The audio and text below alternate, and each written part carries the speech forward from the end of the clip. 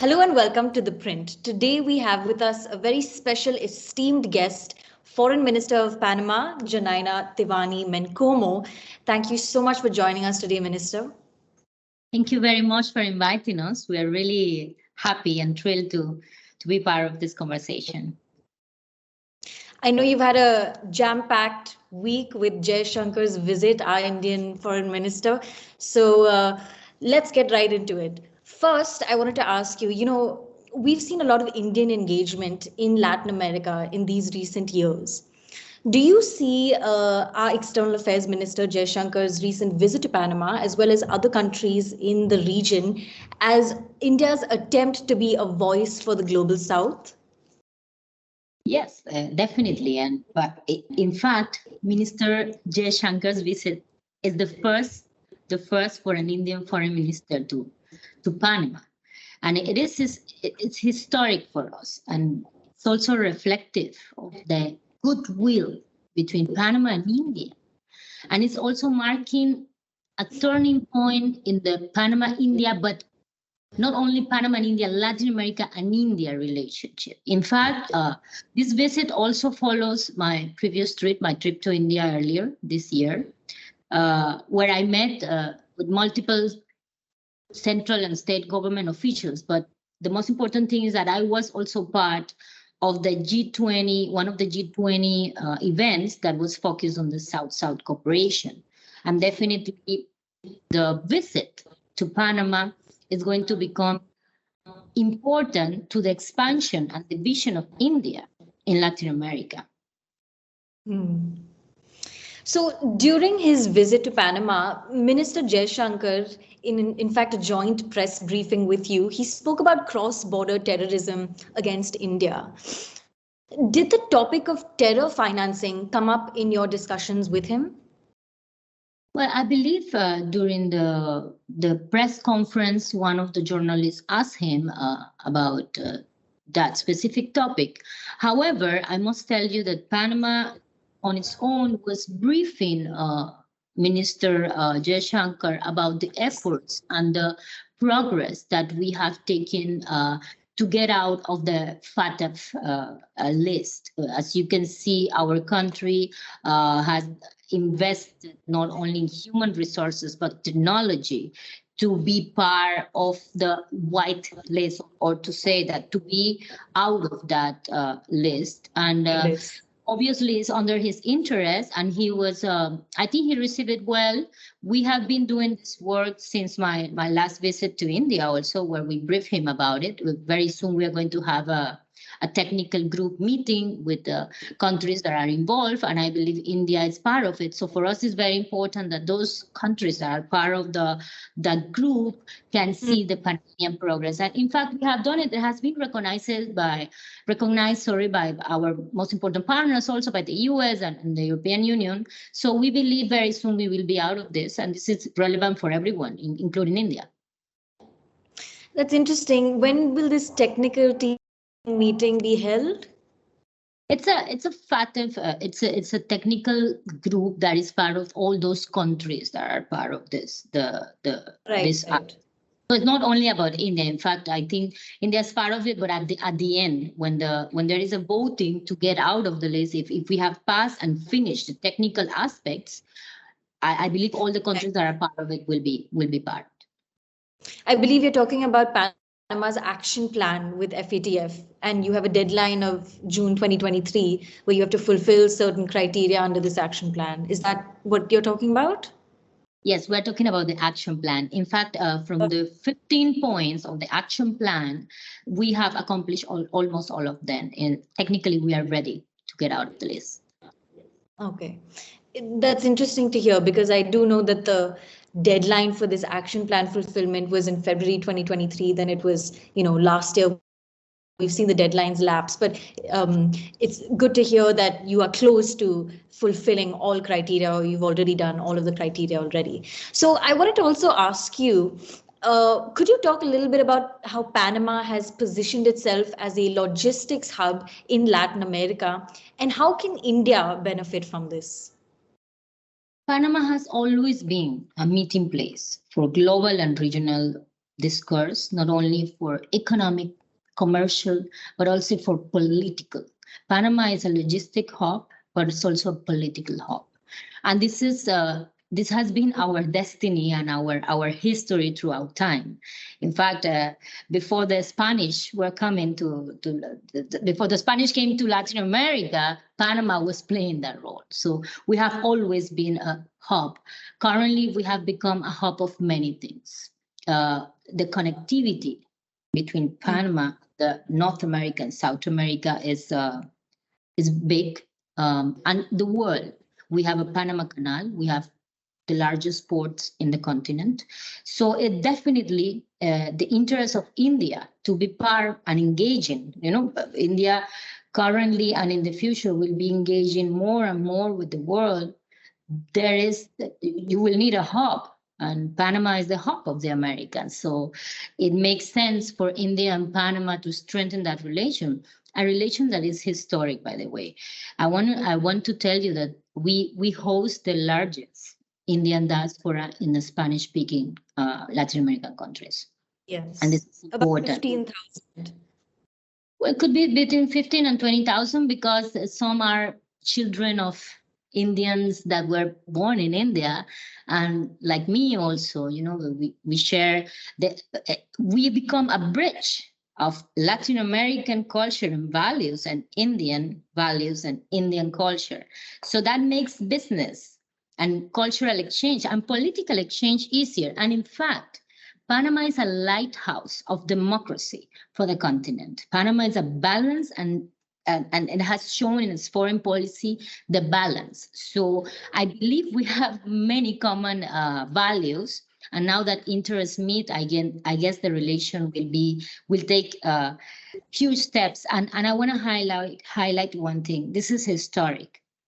We believe there's going to be a before and after the visit of Dr. Jaishankar to Panama. Great.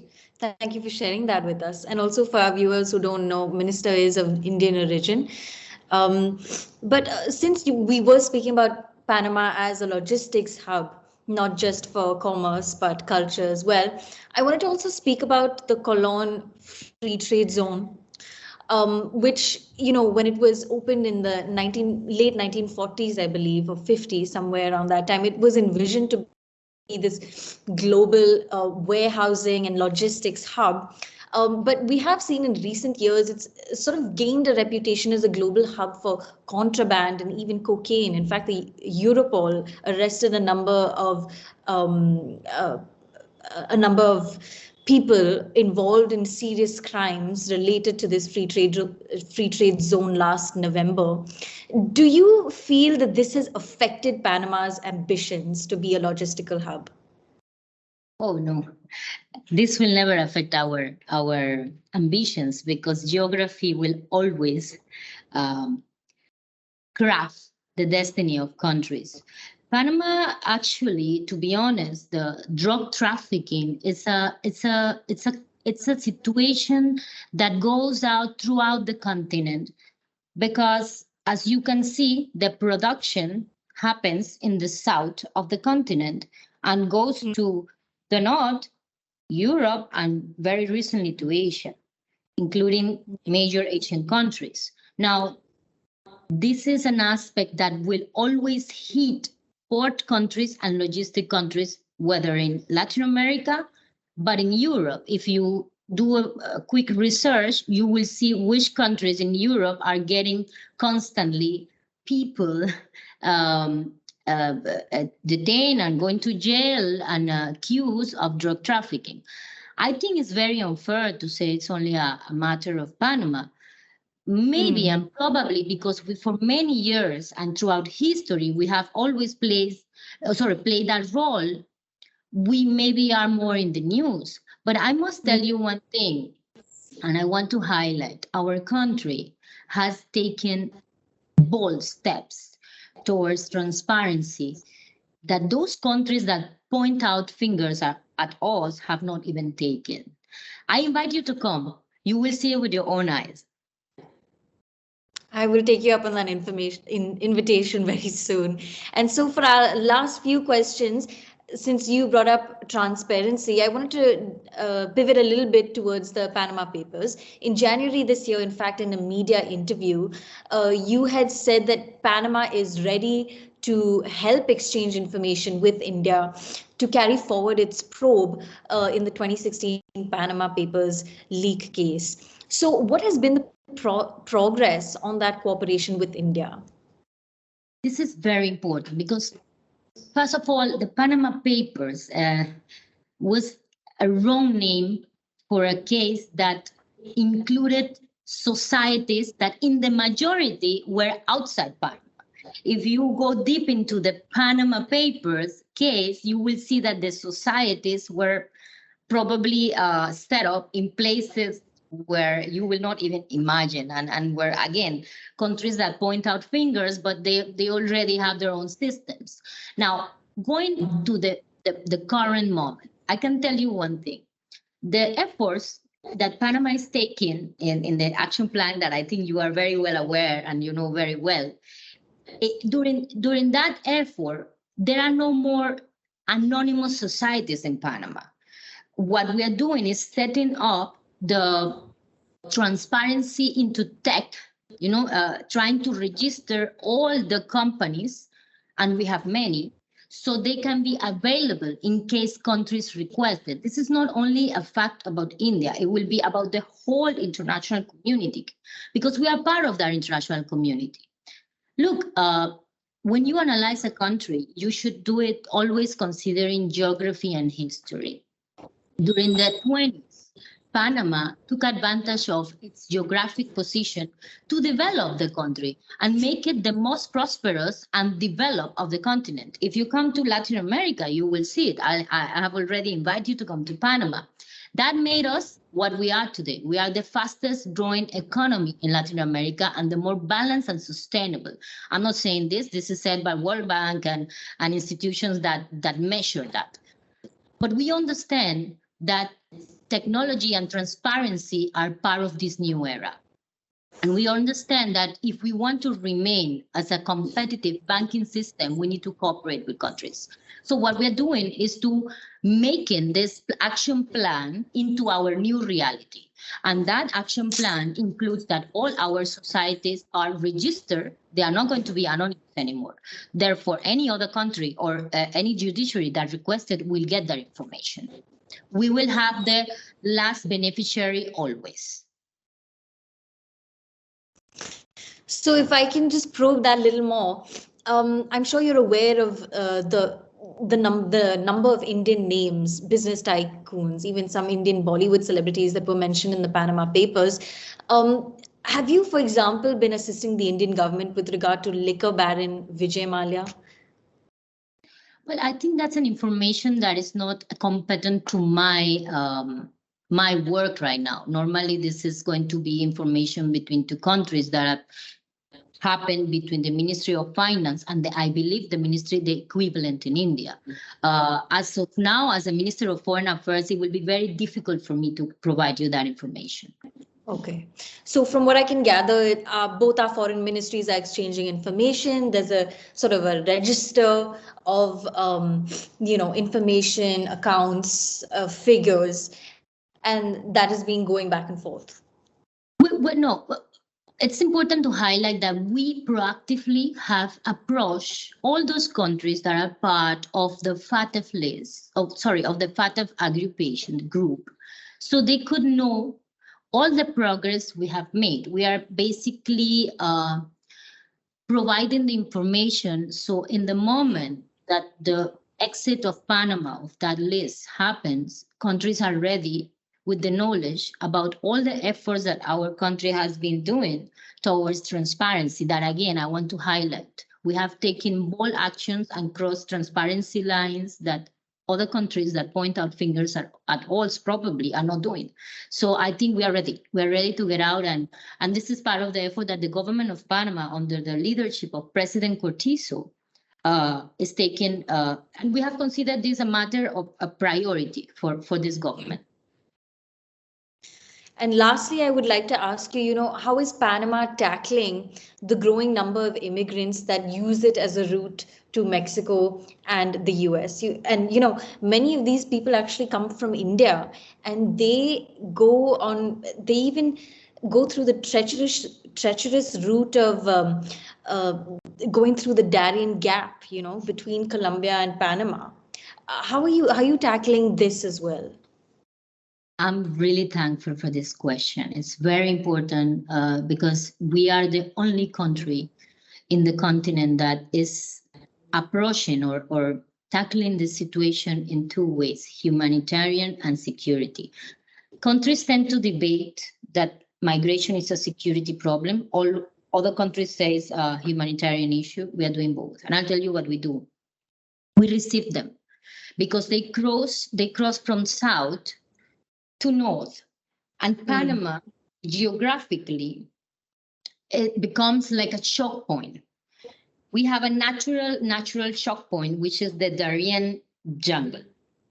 That jungle for centuries have been virgin, pristine jungle that is not it's not a safe route for migrants or anybody. Like, no one should be crossing an area where there is no state presence. Now, what is happening is that very recently we have received a big amount of migrants. Disorganized, it's not an organized migration, it's illegal also. They are crossing that jungle, and when they reach Panamanian territory, many of them have been abused, robbed, many of them die. We have received in many occasions children without parents. So we have shelters where we provide them food, health. We take care of them because it's impossible and not humanitarian to return them. They cannot return back to the jungle. They spend around 12 days crossing that hostile passage. Two things are important to highlight. One is that we receive them, we provide them food, health, medicines. We also receive the complaints, the criminal complaints that we have when they mention that they are coming through the jungle. The organized crime is impacting definitely and taking advantage of this. Previously, they have received incomes from drug trafficking, right? But now they're using migration to diversify their income, very similar to terrorism. So we have noticed the increase of the organized crime focusing more in migration than, the human trafficking, than the drug routes. We receive them and we also take the print. We are the first country that take that information and we share it with our neighbors. Many occasions we have received alerts from terrorists and we share it with our neighbors. And the other important aspect is that last year we received around 200,000 migrants crossing through the Darien, and the way it's going right now, it's going to be double, 400. That is not sustainable for Panama, and that is not fair. They are not willing to stay in Panama. They all want to continue. And under a recent judgment of the Inter-American Court of Human Rights, we are not allowed to retain migrants that are going somewhere else. We cannot do it. So what we do is that we provide what we can when they have come broken from the jungle, and many of them abused by criminal organized crime. And we request the international community, especially our neighbors, to coordinate with us and especially to try to control the territory so this kind of organized crime groups don't affect and don't continue impacting in the human trafficking. We also we have recently taken meetings with Secretary Mayorkas from Security in the United States, from Homeland Security, and also the government of Colombia. So what we expect is more coordination and obviously more support, financial support from the international community. Wow, 200,000 for a country of your population is clearly not sustainable in the long run. That was last year. This year, we expect to have 400,000. But imagine this, the ecological damage that is causing to the Darien jungle. And the most important thing is that Panama is one of the 3 only carbon negative countries in the world. For us, Right. protection of the environment is really important. So we are calling all the agencies to give us support and to really take actions. It's time to take actions and manage this situation in a more organized way. This is not a safe passage. We need to create proper legal and safe passages for that. It's not humanitarian also, and it's putting people in danger. Well, thank you so much, Minister, for touching on this important subject as well as all the others we've just discussed. It was a pleasure to have you on The Print with us, and I will take you up on that offer to come to Panama very soon. Thank you. I hope you do, because you can only understand Panama if you come and see it. Thank you very much. Thank you. Thank you.